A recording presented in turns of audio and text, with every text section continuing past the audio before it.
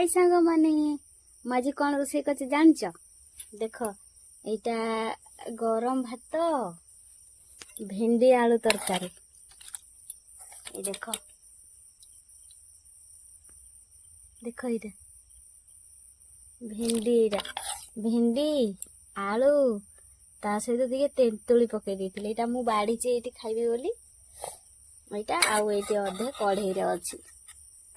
जानच आम आड़े भेंडी आलू तरकारी खाती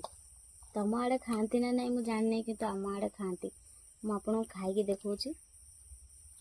टे टेस्ट करुँच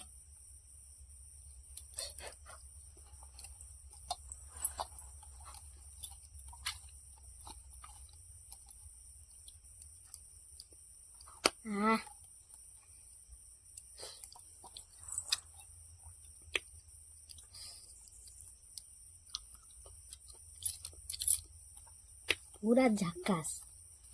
जानते हो तो जदि सोरिष बाटण तरकारी टे आंबुल पड़े कि खटा पड़े केते बढ़िया लगे सी तो सी ता सहित पुणी भेंडी पकई देछि मु